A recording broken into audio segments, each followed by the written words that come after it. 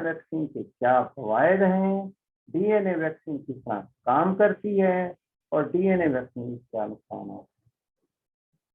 एक आखिरी सवाल का जवाब मैं जो दूंगा आपने प्रेजेंटेशन के साथ कि वैक्सीन एक दवाई है और हर दवाई के मुज़र असरात होते हैं, तो हमारे इस वैक्सीन से कौन कौन से मुज़र असरात हैं वो मैं आपको इस अपने प्रेजेंटेशन के ऊपर शाये करने की कोशिश करूंगा। देखें, ये जो पहली स्लाइड है इसमें मैं व्हाट इज डीएनए वैक्सीन और इसका मैकेनिज्म एक्शन क्या है, जैसे मैंने बताया।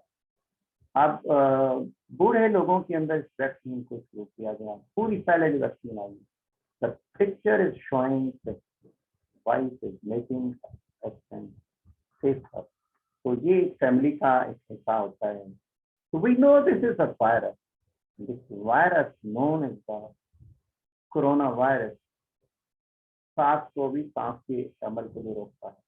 तो कोरोना वायरस का मतलब है इसके अंदर एक क्राउन की वजह से कोरोना वायरस जाना जाता है। और इसका नाम है स्पाइक प्रोटीन, और स्पाइक प्रोटीन ही है में डीएनए वैक्सीन या आरएनए वैक्सीन या रिकम्बिनेंट टेक्निक। और इसके बाद किसी के जब इंफेक्शन होती है तो न्यूट्रलाइजिंग एंटीबॉडी भी इसी के खिलाफ बनती है। इसके अलावा मैट्रिक्स या मेम्ब्रेन प्रोटीन है, दूसरी बड़ी प्रोटीन है जो लिपिड से बनी होती है। उसके बाद उसका एनवेलप है, ये जो स्क्रीन या शो कर रहा है, दिस इज एनवेलप। इसके साथ और इसके बाद सबसे इम्पोर्टेंट जो चीज है एन और सी टर्मिनल है, 5 टर्मिनल है, दैट इज पार्ट ऑफ ये इस सारे का सारा वायरस का एक स्ट्रक्चर है। यही इसके अंदर जो आरएनए वायरस है और पॉजिटिव सेंस वायरस है कि इमीडिएटली जैसे ही ये एज को जाता है तो स्पाइक सेंस पहले यूं होती है, जैसे ही एज के साथ आता है तो इसकी स्पाइक खुल जाती है। पहले एक इनएक्टिव फॉर्म में होती है और फिर इसके बाद एक्टिव फॉर्म में। अब ये स्पाइक प्रोटीन का आगे सारा मैकेनिज्म समझने की जरूरत कि डीएनए वैक्सीन जो जब से ये कोरोना आया उस वक्त से इसकी अद्वियात, इसकी मैनेजमेंट और इसकी वैक्सीन पूरे साइंसदानों ने इसके ऊपर काम किया। पूरी दुनिया के ममालिक ने इसके ऊपर काम शुरू किया और बहुत सारे लोग, बहुत सारे ममालिक इसकी वैक्सीन बनाने के अंदर कामयाब हो गए, वैक्सीन लगाना शुरू हो गई। और जो सबसे बड़ा ब्रेक थ्रू था वो मैसेंजर आरएनए की वैक्सीन का था। सबसे पहले फाइजर वालों ने इंट्रोड्यूस किया, फिर इसके बाद एस्ट्राजेनेका आया, फिर इसके बाद दूसरे वैक्सीन आए।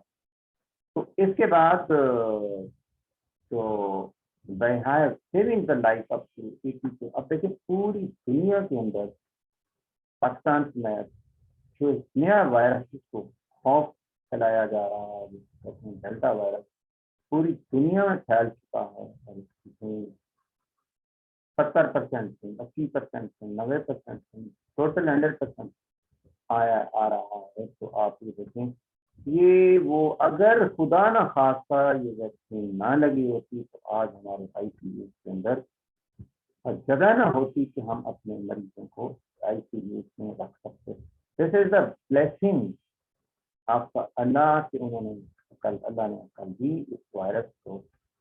इसकी बहस नहीं है कि ये वायरस मैन मेड है, बायोलॉजिकल वायरस, ये सवाल नहीं करना हमें। सवाल ये है कि अब ये बीमारी बन गई है, आपकी बीमारी का कैसे मुकाबला कर रहा है।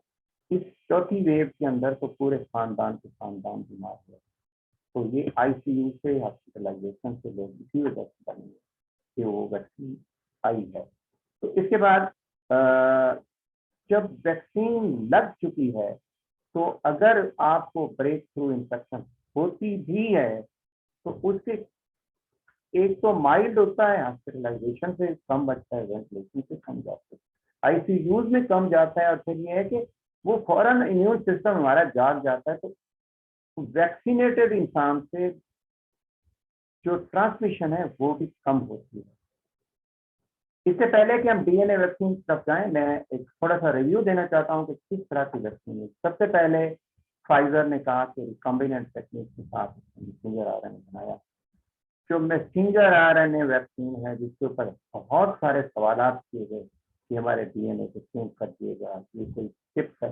लेकिन मैसेंजर आरएनए वैक्सीन के ऊपर एक मेरा पैगाम, ये जब इंजेक्ट होता है तो हमारे MCH1 सेल या एंटीजन प्रेजेंटिंग सेल है, उसके पास जाता है, सेल के पास जाता है, तो ये हमारे न्यूक्लियस के करीब नहीं जाता। ऑलरेडी इसके अंदर एक मैसेज है, अमाइनो एसिड जैसा मैसेज है, जो हमारे राइबोसोम के जरिए से हमारे इंट्रोड्यूस होता है और वो स्पाइक प्रोटीन बनती है, स्पाइक प्रोटीन बाहर जाती है, तो उसको हमारे इम्यून सिस्टम रीड करता है और टी सेल और टी सेल पहला जहन के अंदर ये चीज खौफ निकालने के नतीजे जाएगा, हमारे न्यूक्लियस के अंदर जाएगा, बिल्कुल नहीं जाएगा हमारे में।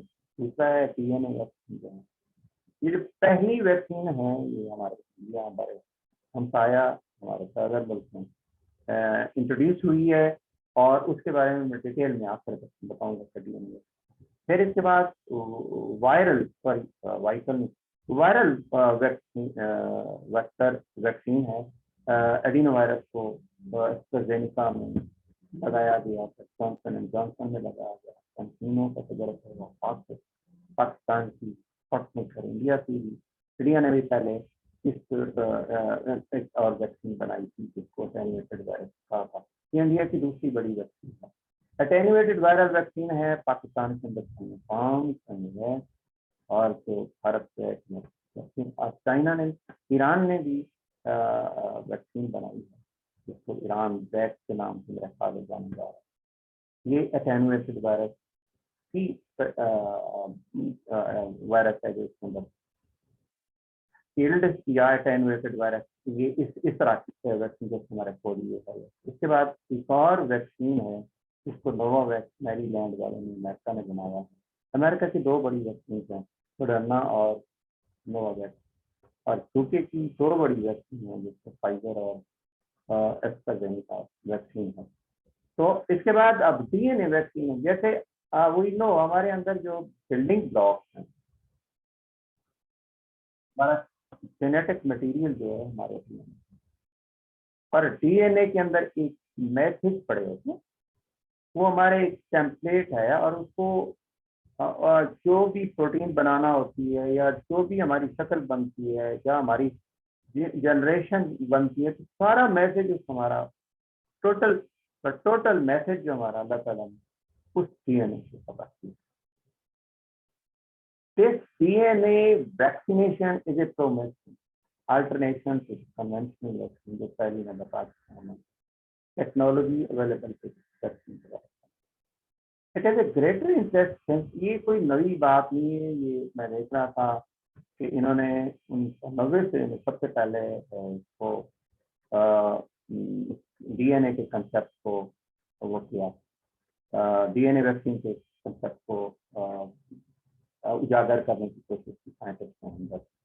और उसकी वजह ये थी कि ये तो दोनों सिस्टम को, न्यूरल और हमारे सेलुलर सिस्टम को ट्रिगर करता है, रिस्पॉन्स करता है। इसका एक स्टेबिलिटी ठीक है, इसका स्टोरेज ठीक है। जो देखा फाइबर कमाई 2023 स्टोरेज का मसला होता है। आरएनए की लाइफ छोटी होती है, जबकि DNA stable element genetic material होता है, जिसके अंदर कोई खास मसला नहीं होता उसको। वैसे देखा जाए तो हमारे एडिनो वायरस के अंदर भी जो प्लाज्मिड के जरिए से रखा गया, वो भी डीएनए रखा गया, तो एस्ट्राजेनेका है, लेकिन वो एक वायरल वेक्टर के जरिए दिया गया। जबकि ये डीएनए का जो वैक्सीन दी गई, ये डायरेक्ट एडजुवेंट के साथ रिंग बना के एडजुवेंट के साथ स्टेबलाइज करके रखा गया। तो इसको यानी ये बेसिकली प्लाज्मिड डीएनए या रिंग, मैं आपको एंड पे दिखाऊंगा कि प्लाज्मिड कैसे बनता है। दूसरा ये है कि but we know it's very difficult to get plasmid. हाँ, ये डीएनए का प्लाज्मिड को लेना एक टेक्निक है, ठीक है। और उसके बाद आपको ये बताऊं कि ये जो डीएनए वैक्सीन है, इसके अंदर वो इतना रिकम्बिनेंट टेक्निक के अंदर इतना मैसेज रखते हैं कि वो जो डीएनए है सिंथेटिकली जो हम बना रहे हैं और उसके बैक्टीरिया के अंदर रख के स्टोरेज कर रहे हैं, उसके अंदर सिर्फ मैसेज क्या है, वो अमाइनो एसिड स्पाइक प्रोटीन बनाते हैं वायरस से, वही रखा जाता है। वो आगे हमारे डीएनए जो है हमारे जब न्यूक्लियस के अंदर एंटर होता है, that is main question, that is the main thing जो इम्पोर्टेंट चीज उसकी हमारे न्यूक्लियस के अंदर जाके हमारे न्यूक्लियस से ही मैसेज को कन्वे करेगा, और हमारा न्यूक्लियस ही आगे बताएगा हमारे इम्यून सिस्टम को भी क्या करना है। एंडोजिनस मैन्युफैक्चरिंग आपका antibody by our immune system. तो जैसे मैंने आपको कहा कि बहुत सारे लोगों ने, बहुत सारे ममालिक ने बहुत सारी वैक्सीन पे काम किया, और सबसे ज़्यादा जो कामयाबी है वो हमारे, जैसे मैंने कहा, हमारे हमसाया मुल्क इंडिया ने इसको उसकी इंडियन ड्रग रेगुलेटरी अथॉरिटी जो PCI के नाम से जाना, जैसे हमारा हमारे पाकिस्तान के अंदर की एक सिस्टम है रेगुलेटरी अथॉरिटी का, हमारी ड्रग रेगुलेटरी अथॉरिटी है, जैसे FDA है, इस तरह हर कंट्री की अपनी एक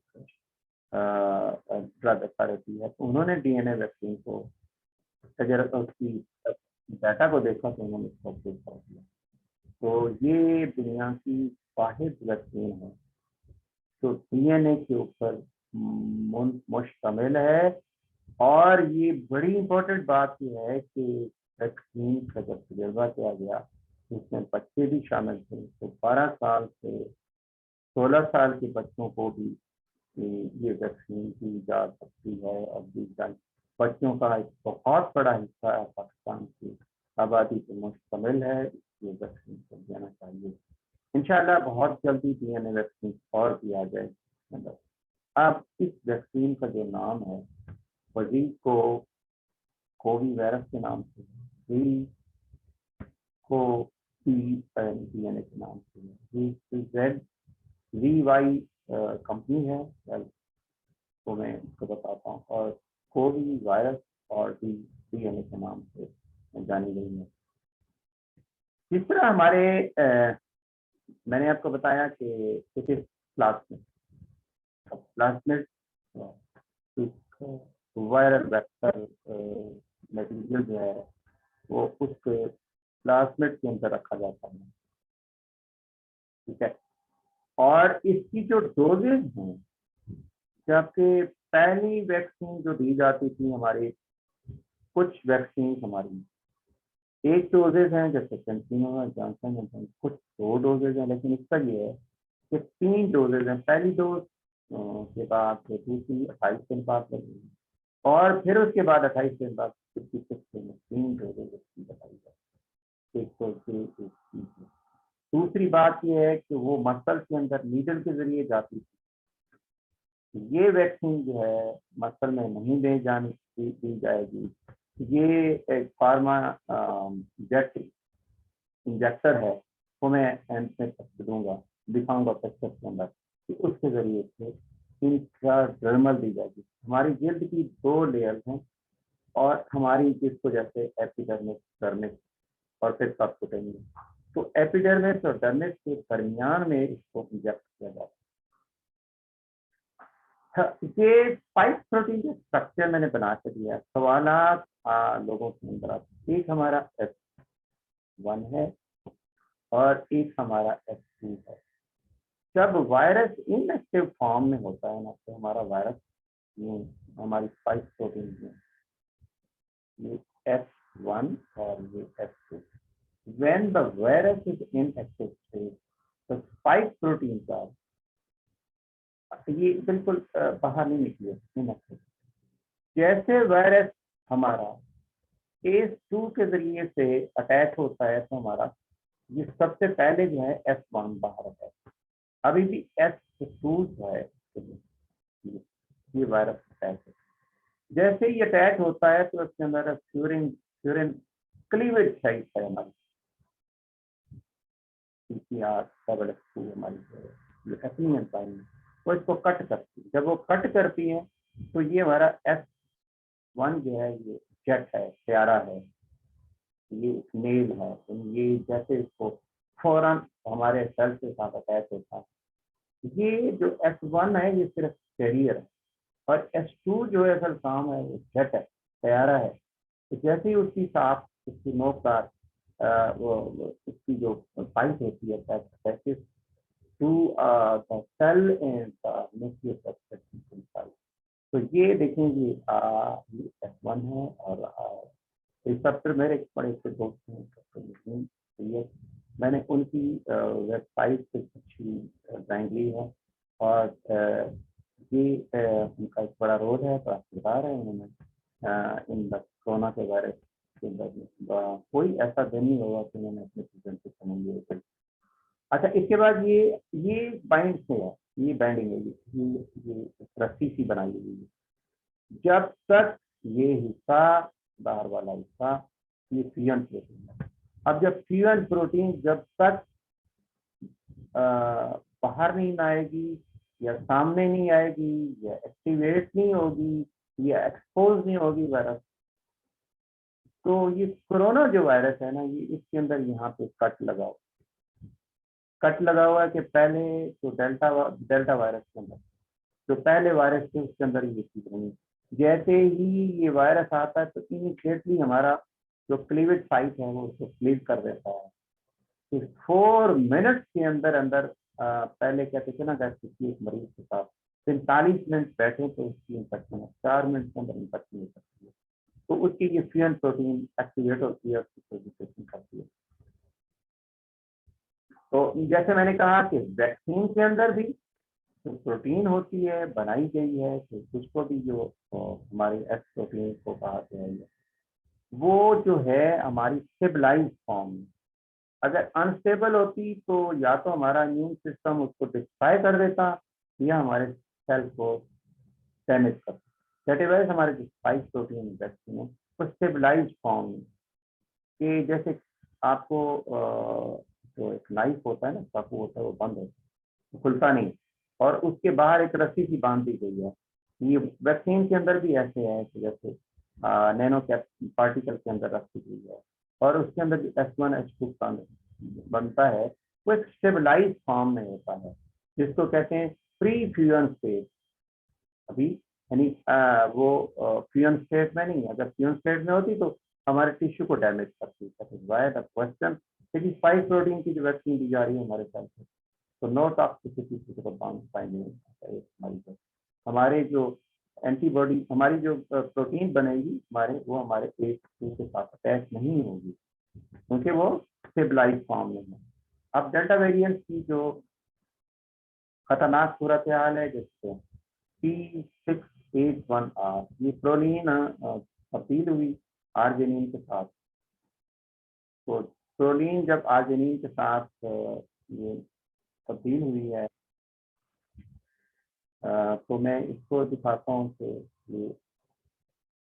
ये जो प्रोटीन है हमारी, ये यहाँ पे चेंज हुआ, ये सीजर सी बनी हुई है। इस चेंजेस की वजह से ये वायरस डिसोसिएट तो S1 और S2 रैपिडली डिसोसिएट होता है। जब रैपिडली डिसोसिएट होता है तो फिर इन्फेक्शन तेजी से होती है। ये S1 है, डिसोसिएशन रैपिड होती है फ्यूरन क्लीवेज साइट की वजह से, क्योंकि ये अमाइनो एसिड चेंज हो गए।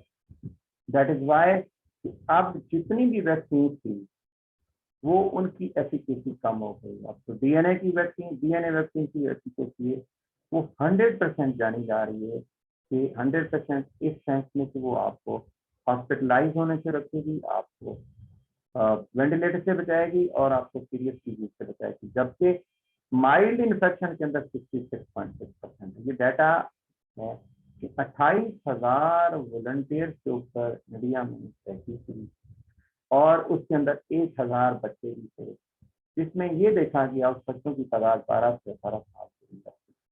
ये देखा गया कि जो माइल्ड डिजीज है, मैं हमेशा अपने दोस्तों को, अपने शागिर्दों को, अपने पूछने वालों को कहता हूँ कि जो वैक्सीन है इन्फेक्शन को नहीं रोकेगी, हमारी डिजीज को रोकेगी। तो ये माइल्ड इन्फेक्शन को रोकने में भी 66.6% जो है ये डीएनए वैक्सीन जो है नई बनी है इफेक्टिव है, जबकि 100% इफेक्टिव रही against the moderate to severe infection in large stage trial के। ये हॉस्पिटलाइजेशन के की रोकती है और उसके बाद कॉम्प्लिकेशन की है। इसके फवायद क्या हैं, बाकी जितनी वैक्सीन से क्या फवायद है? तो पहला तो ये है कि वो बच्चों में नहीं दी जा सकती थी और अभी उसके ट्रायल हो रहे हैं, ये बच्चों में भी दी जा रही। दूसरा ये है कि वो महंगी है, ये तो डोनेशन मिल रही है हमें, वरना तो उसको खरीदने में बड़ा ये इतनी एक्सपेंसिव। आरएनए इतना स्टेबल नहीं होता जितना डीएनए स्टेबल होता, तो ज्यादा स्टेबल है ये वैक्सीन। सेफर है कि ये हमारे जो रिएक्टिव रिएक्शन थी वो कम होता है एज कम्पेयर टू जो एमआरएनए वैक्सीन या हमारे दूसरे जो कन्वेंशनल वैक्सीन थी या एनिमेटेड या फील्ड वायरस वैक्सीन थी साइंटिस्ट के मुताबिक जो। और इसको इसकी जो स्टेबिलिटी है, जो फ्रिज में रखना -70 -40 इतने बड़े फ्रीजर की जरूरत नहीं है।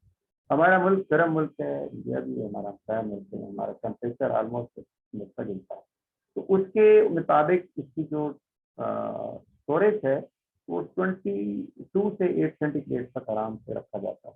और बाहर भी इसको 6 घंटों के लिए अगर रखा जाए तो वो इफेक्टिव रहती है। उसके बाद ये जो कंपनी है उस कंपनी नाम कैडिला हेल्थ केयर, उन्होंने ये कहा है कि थोड़ा आराम से 3 माह के लिए स्टोर किया जाए तो 25 सेंटीग्रेड तक आराम से रखा जाता है। अब इसके नुकसानात भी हैं, इसके डिसएडवांटेज क्या हैं कि एक तो बनाना मुश्किल है इसके डीएनए वायरस का, कि एक प्लाज्मिड के अंदर जीन्स को और फिर स्टेबल फॉर्म में रखना है। एक तो डीएनए वैक्सीन फेल्ड जो पहले भी बनाया गया 1990 में, 1996 में और उसके बाद 2011 में भी एक्सपेरिमेंट किया गया HIV के खिलाफ थी, इन्फ्लुएंजा के खिलाफ थी, कि इस तरह के कोई डीएनए वैक्सीन बनाएंगे। वायरस आरएनए या डीएनए वायरस जो है, डीएनए वैक्सीन का मतलब ये कि ये जब हमारे डीएनए के पास जाएगी तो फिर उसी तरह का मैसेंजर आरएनए एंडोजेनस पैदा होगा, वो हमारे इम्यून सिस्टम को इंस्ट्रक्ट करेगा एंटीबॉडी बनाने। एक और प्रॉब्लम जो है जो देखा गया है कि एनिमल्स के अंदर जो तजर्बाती तौर पर देखा गया है, इस टॉस को भी नहीं तो एनिमल का हिस्सा ही काट दिया गया, एनिमल वाला हिस्सा, क्योंकि वैक्सीन को कई साल लगते हैं डिवेल्प होने में, साल लगते हैं। पहले ही एनिमल फेज में जाती है फिर ह्यूमन, इसको डायरेक्ट इमरजेंसी फेज की वजह से इसको डायरेक्ट ह्यूमन में रोक दिया गया। तो इम्यून रिस्पॉन्स जो ह्यूमन के अंदर है वो जरा देखा गया कि वो जरा उस तरह उस लेवल का नहीं है जिस लेवल का एनिमल्स के अंदर देखा गया। एक बात, दूसरी बात है कि जो this vaccine is complying with plasmid DNA जो मैंने रिंग कहा, it is challenge that how to get plasmid हमारे ह्यूमन न्यूक्लियस के अंदर कैसे जाए, और वो प्लाज्मिड का कौन सा हिस्सा हमारे न्यूक्लियस के अंदर जाएगा, and have it produce a long lasting, क्या फिर थोड़ी देर के लिए जाएगा, उसका इफेक्ट कितना होगा, क्या उसको हमारा डीएनए रिपेयर तो नहीं कर देगा, क्या हमारा डीएनए उसको फॉरेन जेनेटिक मटेरियल समझ के उसको किल तो नहीं कर जाएगा। ये सारे मसाइल हैं डीएनए की वैक्सीन के अंदर, ये सारे डिसएडवांटेजेस हैं। ऑन कंट्रेरी फाइजर मॉडर्ना जो रिकॉम्बिनेंट मैसेंजर आ रहे हैं टेक्निक की, ठीक है, वो जो थे हमारे न्यूक्लियस के अंदर नहीं जाते। सेल है हमारा, सेल के अंदर सेल वॉल, सेल के अंदर देखिए जो मैसेंजर आ रहे हैं वैक्सीन शुरू में मैं बताई थी वो हमारे डायरेक्ट राइबोसोम के पास जाती है और बाहर से हमारे इम्यून सिस्टम को स्टिमुलेट करती है, ठीक। जबकि ये इसके अंदर ये है कि जो another disadvantage of Covid require 3 doses, तो 3 डोजेज हैं जिसकी हमारे डीएनए के अंदर इसमें साथ जाना है और डीएनए से इंस्ट्रक्शन लेनी है और इसकी एफिकेसी और डीएनए के रिस्पॉन्स कितना है, ये सारे सवालात हैं जो किया जाएगा। और इसकी 3 डोजेज मैंने आपको बताई है एज कम्पेयर टू 2 डोजेज। अच्छा, इसके बाद हाउ डज वैक्सीन, ये बड़ा आसान सवाल है कि इसके ऊपर वैसे तो पूरा एक लेक्चर दिया जा सकता है कि वैक्सीन काम कैसे करेगी।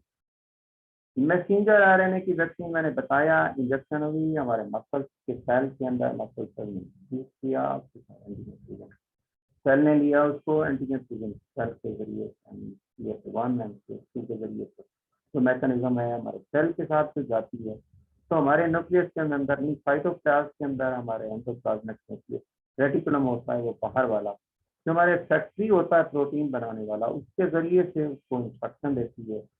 और हमारा एंडोप्लाज्मिक रेटिकुलम जो होता है हमारा वो हमारे प्रोटीन स्पाइक प्रोटीन बनाएगा, और हमारे स्पाइक प्रोटीन को हमारे इम्यून सिस्टम स्टडी करेगा और ह्यूमरल रिस्पॉन्स और टी सेल रिस्पॉन्स। दूसरे एज ए साइंटिस्ट मैं आपको बताऊं कि जो हमारा मैसेंजर आरएनए वैक्सीन है तो हमारे टी सेल रिस्पॉन्स को इतना ज़्यादा स्टिमुलेट नहीं करता जितना डीएनए वैक्सीन करती है। तो इसलिए देखा गया है कि जो डीएनए वैक्सीन होते हैं उसका फायदा भी होता है। When the this vaccine will injected like other counterparts that reach to the human body immune response to fight career virus by both production of antibody cell ये तो इसका एडवांटेज है। मैकेनिज्म रिएक्शन जो है वो एक पिक्चर के जरिए ये दिखाता हूँ। ये जीन है जिसको आपने जो स्पाइक प्रोटीन वाला जीन है, तो वायरस है ना पूरा, इसके अंदर मैंने आपको कहा था 30,000 के करीब इसके बेस पेयर हैं, और फिर उसके अमानियों से 10,000, और फिर उसके बाद उसमें कुछ हिस्सा स्पाइक प्रोटीन का है एन टर्मिनल के साथ या नाइट्रोजन टर्मिनल के साथ और सी टर्मिनल एन के साथ। तो इसका भी एक ये जो वायरस स्पाइक प्रोटीन का है, तो ये बैक्टीरियल जो प्लाज्मिड है उसके साथ को रिकम्बिनेंट डीएनए टेक्नोलॉजी के साथ, ये देखिए पहले प्लाज्मिड लिया, बैक्टीरियल प्लाज्मिड लिया और प्लाज्मिड को उसके साथ रिकम्बिनेंट टेक्निक के साथ वो जीन की वाला जो उसके अंदर मिला दिया, ये करेंगे पैनल। तो इसको कहा कह रहे हैं प्लाज्मिक विद फॉरेन जीन। जो फॉरेन जीन कौन सा है, ये तो वायरल जीन है या ये भी सिंथेटिक है और इन्फेक्शन। आप इसको बैक्टीरिया में रखा गया, कुछ प्लाज्मिड लिया और उसको बैक्टीरिया में डीएनए के, तो प्लाज्मिड डीएनए गेट इसको फिर एम्पलीफाई किया और वायरस या हर वैक्सीन को किसी ना किसी सेल के अंदर रख कर हार्वेस्ट किया जाता है। तो इस प्लाज्मिड की कॉपियां तो बनानी है ना, वैक्सीन जो बनानी है, तो उसके अंदर प्लाज्मिड के अंदर बैक्टीरिया के अंदर रख के इसको हार्वेस्ट किया गया, एम्पलीफाई किया, और उसके बाद फिर उसको वो निकाले गए जो बने, और उसके अंदर ये वैक्सीन बना दी गई। वैक्सीन की वही तादाद है, वही अमाउंट है, वही इसके अंदर एक्सपेरिमेंट की डाले गए इसके अंदर। अब पहले मसल में रखी, लेकिन इसके तरीका ये मैंने कहा इंट्रापिडल। तो ये आपको बताऊं, ये जीन गन या आपको बताएं जेट, आखिरी जो बताया जेट इंजेक्टर, हवा के जरिए न्यूमेटिक जेट इंजेक्टर के जरिए, कहते हैं नीडल लेस जिसको कहा जाए। लोग खौफ खाते हैं, मेरी अपनी बहन है वो सुई को देख के बेहोश हो जाते हैं, तो इसलिए अल्लाह ना हम कहते हैं अल्लाह ना करे इसको कभी बीमारी हो, कभी हुई भी नहीं उसको बीमारी हो, और दुनिया सांप को गुजारा कर लेती है। तो हम सरकार वालों ने वैक्सीन लगाई, लेकिन इसमें वैक्सीन नहीं लगाई नीडल की वजह जाहिर से करते हैं। तो अब ये काम क्या करती है, जब हमारे डीएनए वैक्सीन इंजेक्शन ये इसको भी फाइट है और वैक्सीन से यहाँ भी रहेगा। तो दो तरीकों से काम करेगी। एंडोजेनस, हमारे एंडोजेनस जो होते हैं ना प्रोटीन जो है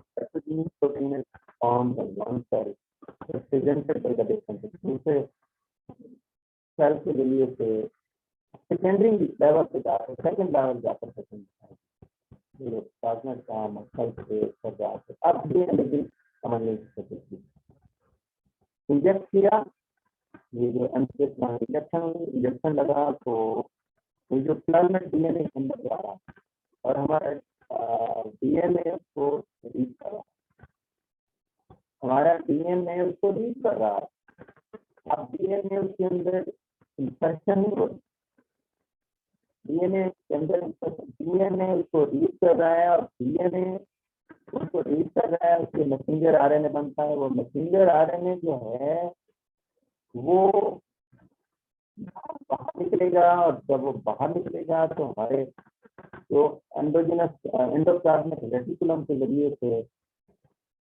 वो प्रोटीन बनाएगा और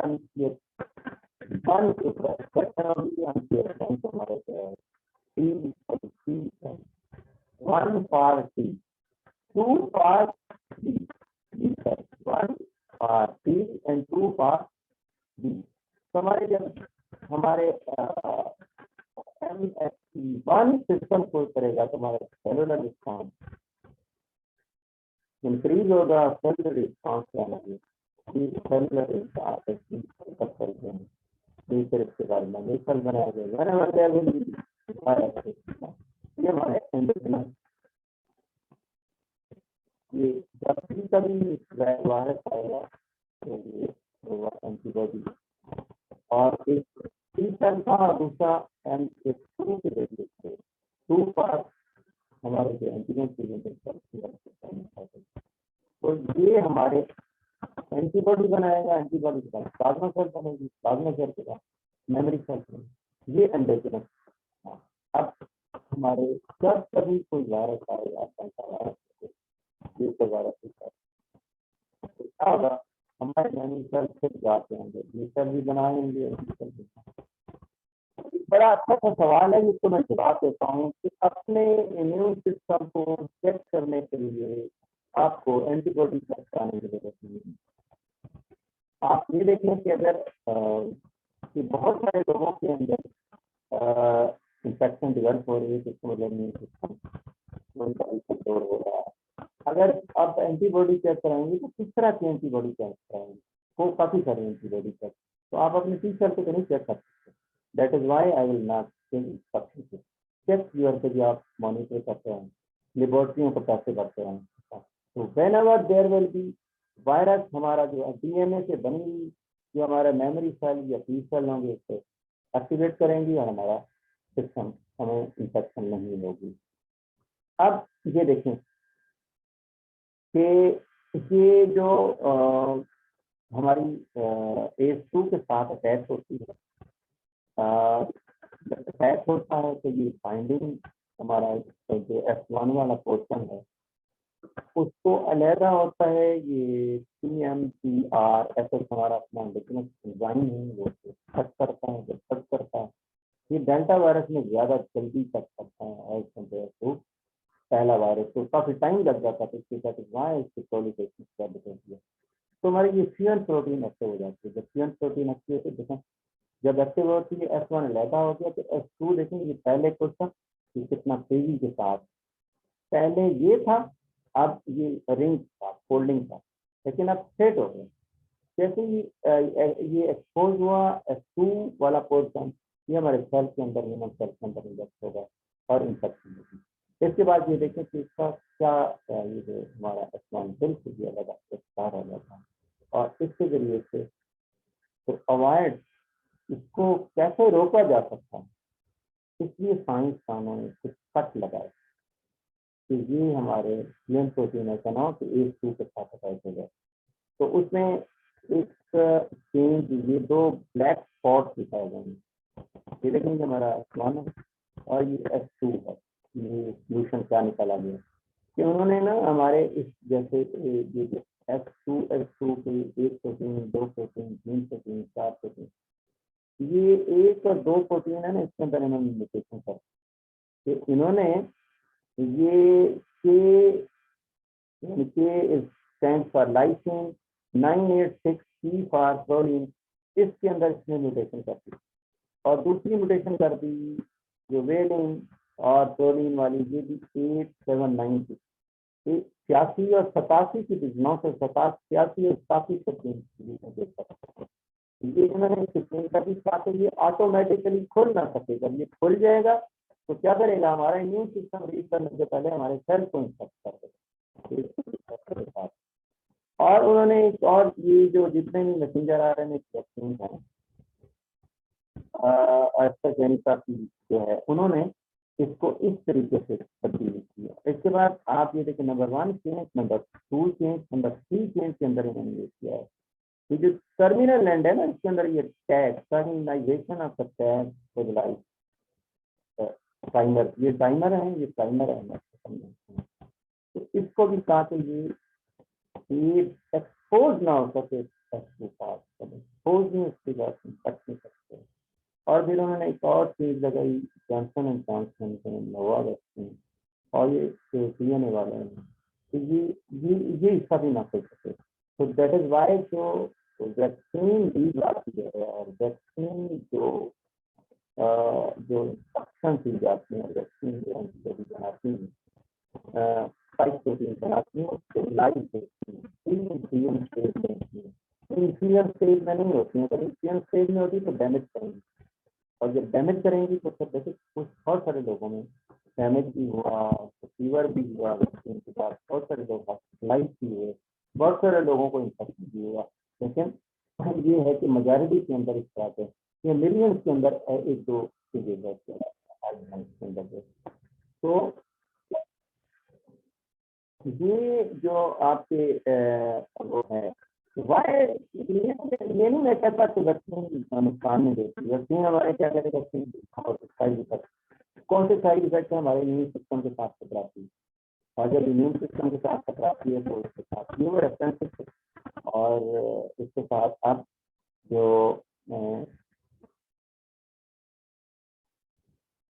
सवालात है, मैं इसको सवालात का जवाब देने की कोशिश करूँगा।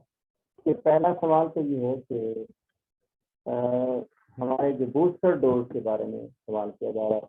पाकिस्तान में तो ये कि बूस्टर डोज के लिए दुनिया ने रिकमेंडेशन तो दे दी है, लेकिन पूरी दुनिया ने एक बात तो कही है ना कि जो इम्यूनो कम्प्रोमाइज पीपल हैं उनको तो 90 दिन के बाद उनकी इम्यूनिटी कम हो जाती है और उनको तो डोज देनी चाहिए। तो ये बात है, जो इम्यूनो कम्प्रोमाइज होगा उनको तो बूस्टर डोज की जरूरत। बूस्टर डोज मैंने पहले अगर साइनोवैक लगी है तो साइनोवैक लगवा दें, साइनोफॉर्म लगी है तो साइनोफॉर्म लगी है, अगर कैंसिनो लगी है तो फिर कैंसिनो लगवा दें। एक बात। अब ये है कि दूसरा सवाल है कि मिक्स एंड मैच, अगर एक दफा आपको एक वैक्सीन लगी है और जब दूसरी दफा आप दूसरी वैक्सीन लगी है, तो इसके बारे में अभी साइंटिस्ट आपस में किसी एक नतीजे पे नहीं पहुंचे। कुछ कहते हैं कि इससे नुकसान ज्यादा हैं और बीमारियां सीरम सिकनेस और इस तरह की मायोकार्डाइटिस और इस तरह की प्रॉब्लम और न्यूरोलॉजिकल सिम्टम्स ज्यादा होने की चांसेस हैं।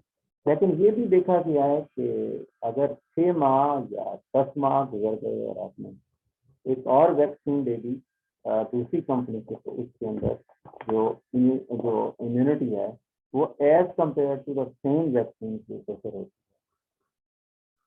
अभी मुझे एक सवाल आ रहा है कि मैंने साइनोफॉर्म लगवाई वैक्सीन, 2 वैक्सीन लगाई, तो मैंने 6 माह हो गए हैं, तो क्या वैक्सीन लगवा सकते हैं? बिल्कुल लगवा सकते हैं इसके अंदर। और दूसरा सवाल ये आ रहा है कि भी इससे क्या नुकसान आते हैं? इसी तरह बूस्टर डोज के भी वही नुकसान आते हैं जो पहली वैक्सीन के हैं, जो मुझे लगता है।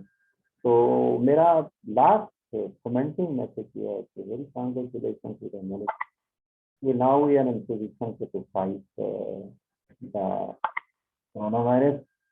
और वैक्सीन एसओपी के अंदर हमेशा मैं कहता हूँ मास्क का इस्तेमाल क्या है सबसे ज्यादा। ये तो है ना, ये ना जो हमारा N95 मास्क, आप सर्जिकल मास्क भी इस्तेमाल कर सकते हैं, डबल मास्क का ज्यादा प्रोटेक्शन होती है। हाँ, दूसरा आप सोशल डिस्टेंस रखें, और तीसरा आप जो है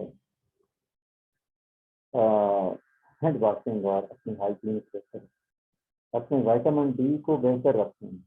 इन दिनों के अंदर विटामिन डी का इंट्रोपी का कैप्सूल हर तीसरे दिन ले लिया था, और साइकोलॉजिकली तौर पे आप अपने आप को सेटिस्फाइड। तो इसके बाद अगर आपके कुछ सवाल हैं तो मैं आपको जवाब देने की कोशिश करूँगा। अस्सलाम वालेकुम व रहमतुल्लाहि व बरकातहू।